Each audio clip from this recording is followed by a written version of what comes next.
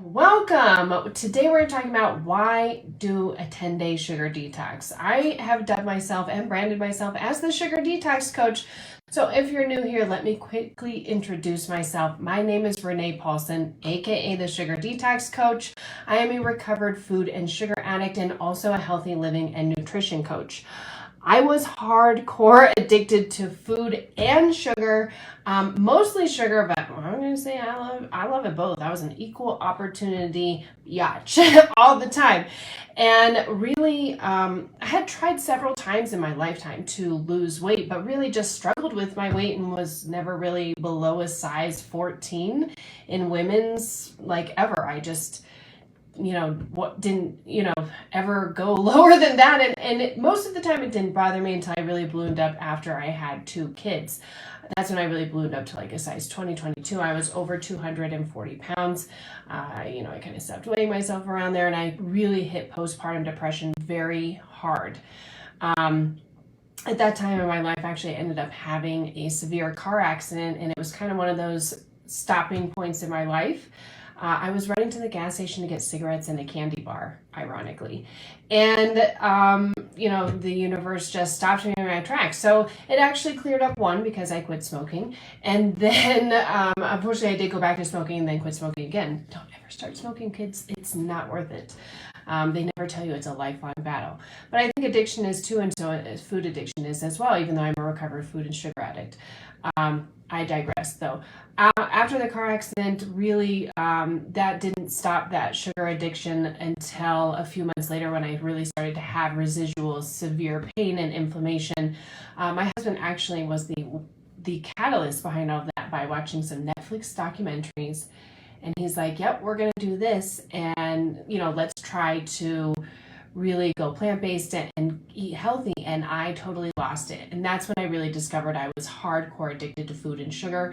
And on an emotional level, I always say that there's 2 different types of food and sugar addicts. There's people who are just addicted to food and sugar, which is, just the processed food and sugar is highly addictive in itself. And there's also an emotional attachment to it, which is the one thing that I really struggled with. So that was kind of a big, long explanation, but really once I figured that out, it really helped with the catalyst of starting with a 10-day sugar detox, which I failed multiple times, let me tell you. The first time I ever tried to do a 10-day sugar detox, I failed by putting butter on a Pop-Tart. So it was a big, I had no idea what I was getting myself into. I had no idea how to do it. I thought, the first day I was like, I basically can eat lettuce. Like, I don't know what I'm doing, and what is going on? And so I really struggled with it. But by the time I just kept failing and restarting. And by the time I had come up with all these tools and figured all this stuff out so that I could be successful, at the end of day 10, it was insane how I felt. And that was one of the biggest things that gave me that chance to lose over 100 pounds and keep it off and recover from food and sugar addiction, but not by complete abstinence, by allowing myself to heal my relationship with food, and giving myself that chance by being able to really, instead of have those cravings be a loud scream bouncing around in my head all the time, to, a quiet roar. Each time it would get lower and lower. So it was something I absolutely fell in love with. And then ironically, after I already had launched the Sugar Detox for years, my husband was reading a book, what's it called? I think it's called Relentless by Tim Grover. Now, if you don't know Tim Grover is a very high performance, coach, basically. Like, he coached Michael Jordan, Kobe Bryant, he coaches high performance athletes. I think that's a better way of putting it. And in his book, he states in there, he had run all of his high performance athletes through a 10-day sugar detox. And as I'm reading this, I'm just like, my jaw is dropping and saying, could potentially be one of the hardest things to get through initially, because it is very difficult and it is very eye-opening.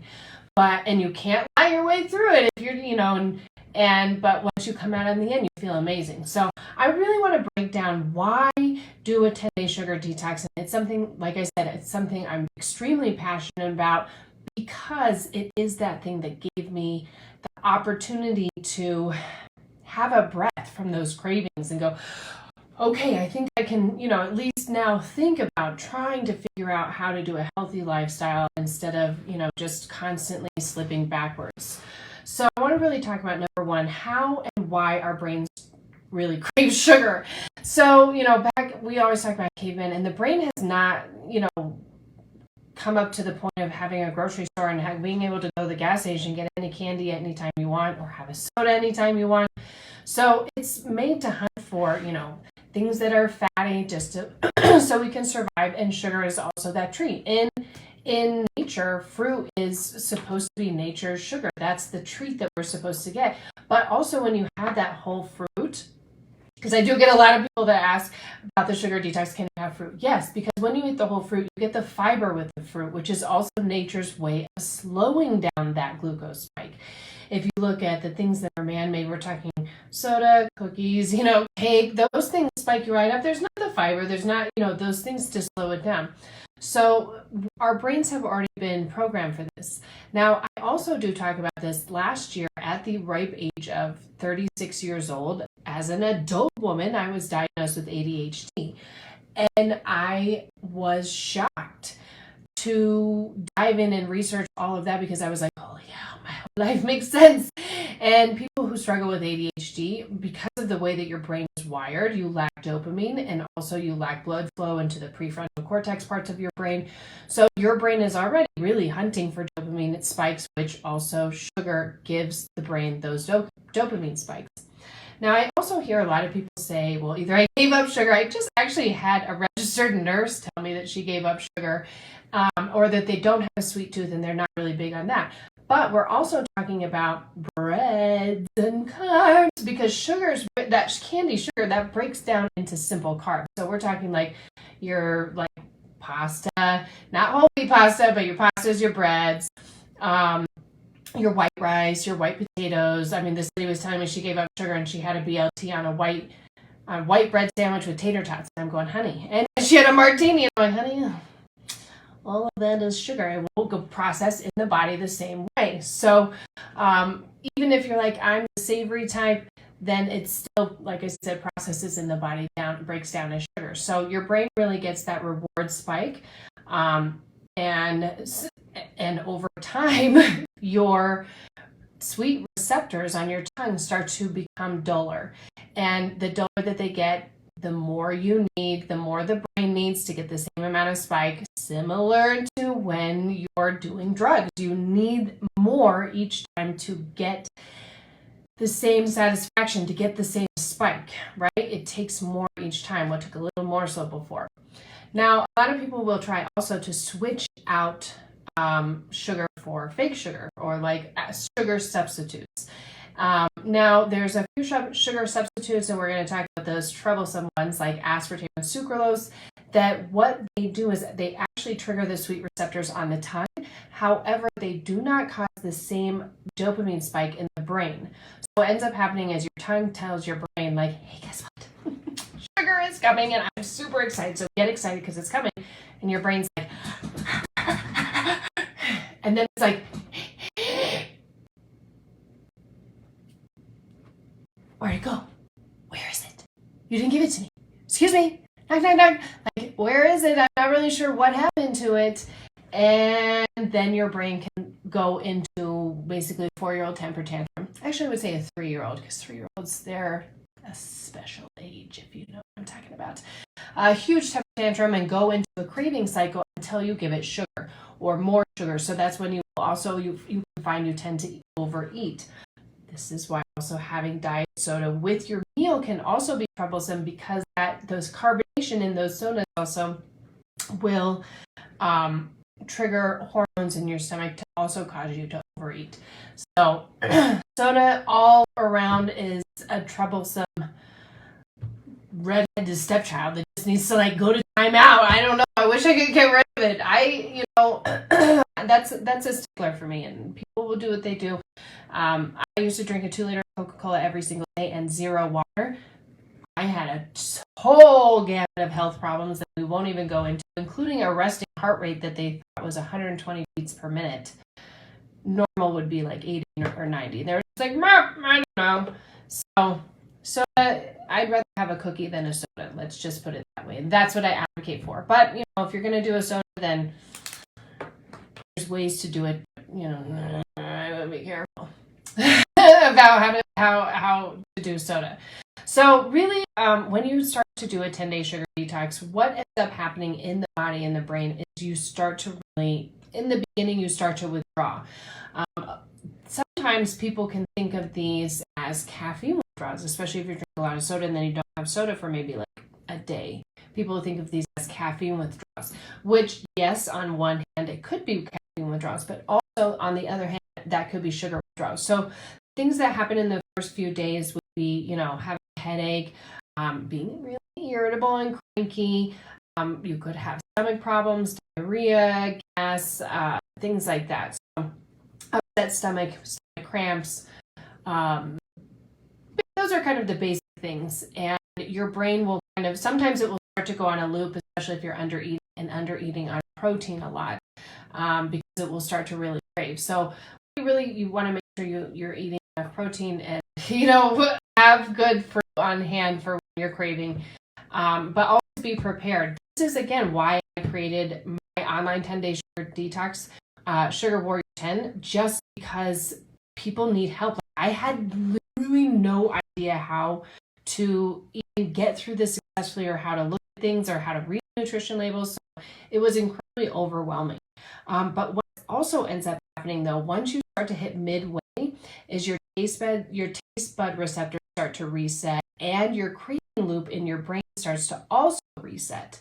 So by the end of it, depending on how much sugar or simple carbs you consume, by the end of it, your cravings could be on a scale from 1 to 10, definitely lower than a 5. I've always seen lower than a 5, so always cut in half.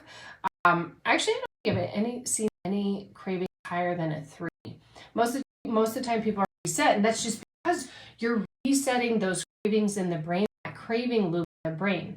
Now, what can happen if you go back to consuming sugar, right? Well, if you keep an eye on what you're consuming, then you're not going to really pick up those cravings. However, what can happen over time is you can consume more and more and more. It's just easy to do, especially like holiday seasons, or when we get together, everybody brings dessert all the time. They usually put cookies or cake. I went to a picnic this past weekend, and literally someone brought crumble cookies. I only had a bite of the crumble cookie. Actually, 2 bites. I had 2 bites. I had 1 bite of each crumble cookie. And there's another thing of cookie. There's a whole cookie cake there. There was cupcakes there. There was another dessert there. There was fruit. And then I think there was popsicles. So it's everywhere all the time. So if you consume more and more, your cravings again will start to tick up over and over and over again. So, or not over and over, but like higher and higher, meaning they'll start to tick up, just gradually. If you go in and you binge, like most of the time, again, because your taste bud receptors start to get reset, once you start to get into that sugar, it's so sweet that you're like, oh my gosh. Even now, I can't tell you that. Well, I had a soda probably actually a couple weeks ago with a cocktail, and I had a soda and I was like, whoa, way too sweet. I can't do that. Where before I would have been like, this is amazing. This is great. I could do. I used to be able to do a crumble cookie in a sitting. Now I'm like, oh, that would make me vomit. So you just start to reset over and over to where it feels. You try to consume too much, you feel sick, and you're like, it's totally not worth it. So it really starts to reset and help you start to gauge where that threshold is. Now, this is super important. Again, once we're, for women, once we get into our 30s, 40s, 50s, because these sugar and also finished sugars can also start to disrupt our hormones, which we don't need to help with that, right? But they can also start to kick up our ghrelin, our hunger hormones. If we have neurotransmitter high, which is our stress hormone, higher in our brain, then it's also going to cause us to crave fat and sugar. I mean, it just goes into starting to wear, and then we start to pack more weight around the middles, because once we hit perimenopause and menopause and postmenopause, that's when it can become harder to take care of our bodies. And it's not necessarily harder. It's just really finding what works for you and what works for the time period or the age that you are at.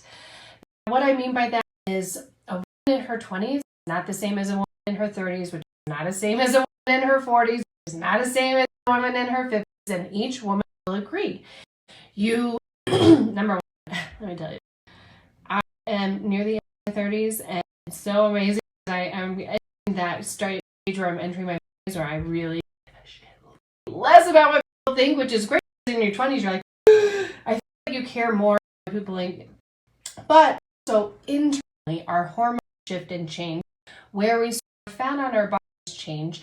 Eventually, once we hit menopause and postmenopause, our muscle composition changes. So what worked for us in our 20s, or what they brainwash us in our 20s, which is to eat less. Eat less carbs, which is a lot of women, they tell us to eat less carbs. You need carbs, hun.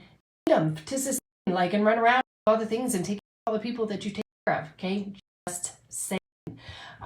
You need them, but you need complex carbs, things that are going to sustain you, like quinoa and sweet potatoes and brown rice, and all the things that, they're fun, not as fun as the other things. I mean, again, we're entering that stage.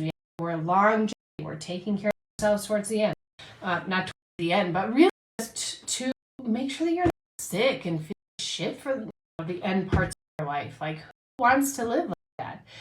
Not me. So taking care of yourself in each stage is really important, and making sure you're eating enough protein, that, the carbs that you're getting can be your good carbs that you're going to eat that are going to help sustain you, and that you're keeping those cravings in check. Now, I want to tell you, a lot of women, and I'm not judging, this is no judgment, but a lot of women in their late 30s and 40s, and once you have, and I'm saying that, especially once you have kids, you unwind that like glass of wine at the end of the night. And really that's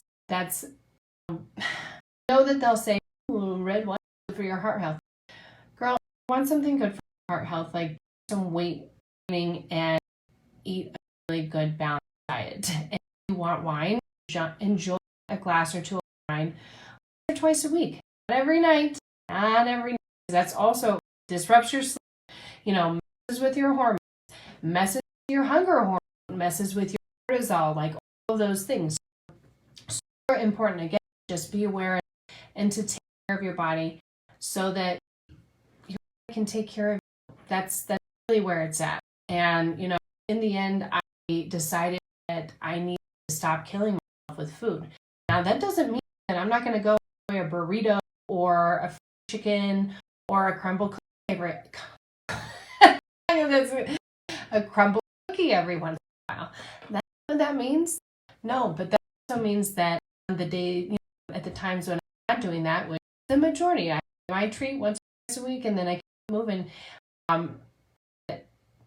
Those treats are no holds barred. I enjoy them early, and then beyond, I know that I'm taking care of myself so that I can feel good. And let me tell you, just a little secret, I will tell you, most of the women, if not all of the women that have ever completed Warrior 10 with me, on the 10th day, even after they have their treat, when they are planning, I'll ask them, what are you doing for your treat? And they're like, I don't even know, I'm craving anything. Maybe I'll have this, then I don't know. Like, but it feels so good that I just want to get back at it. I just want to keep this going. I just want to live like this. I find that that's what ends up happening. You feel so amazing. You have sustained energy all day. You don't have those dips like 3 o'clock. I take a nap and I take another rest. So you don't have those. You have sustained energy plus benefits. Let me just tell you. Besides losing weight, I mean, average weight loss to do a 10-day sugar detox, especially in sugar 1, is 7 pounds. But when you do this, literally the first time I ever did this, I took a picture of myself, my face, but I happened to be natural, and so I could see my eyes. It wasn't the intent, but I took a picture, and then I took a picture on day 10, and my eyes clear. Eyes will clear, skin will clear, get glowy and dewy, and your hair gets softer, shinier, your belly goes down, your energy goes through the roof. It's insane, the benefits, but even more benefit for me was that roar went to a whisper inside, where it was like, go get coffee, get it with a muffin, cheese muffin, Starbucks when I'm talking. Trying to get a donut, then fried chicken. That was literally instantaneous. As soon as I woke up every morning, right there in bed, it just never gave me a chance for reprieve. And that's what I did. That's why I'm so passionate. And just telling you to try it. And I'll get people like, oh, I never do that. Well, if your mindset, no, you could never do that. I'll tell you that every single warrior that has completed it is like, fuck yeah, and I'm amazing. And they tell everybody, you could do it. It's impossible and you're amazing. Try it. What have you got to lose besides some and some belly and also fabulous? But that's what I'm so passionate about. So much physical, mental changes that happen in 10 days. It's unbelievable. And every time I see someone, they'll tell me on like, okay, I don't know. I'll trust you, but I have my doubts. And then on day they're like, holy cow, you were right. You were right. I'm like, I told you. I told you. I don't know if you've ever done Sugar Warrior, if you've ever completed Sugar Warrior 10 or done a Sugar Detox. There was a poll I forgot to mention because I just dove in. But I would love to hear from you if you have, if you want information about Sugar Warrior, and I'm going to post a link here. That is online 10-day detox. Literally every woman that has 100% guaranteed success rate feels fabulous, and it's incredible. The results every single time I see come out of there, that's why I do. So you can check that out. If you're not already a member of the Warrior Tribe, I highly recommend you because you're freaking awesome. You belong in the Warrior Tribe. That's an amazing tribe of women just like you. I kick those cravings, get healthy, lose weight for good. All while learning moderation, so you can have your cookies, you can eat too. The Warrior Tribe is completely free, and you can find it at ReneePaulson.com if you're not already a member. If you are, I know you're a warrior, and I appreciate you being here. And thank you so much for your time. And if you completed a Sugar Detox recently, I think I'm going to be doing a live maybe after Labor Day. I think after Labor Day might be a really good time to do a live round. I thank you so much for being here, and I will see you later. I hope you have a great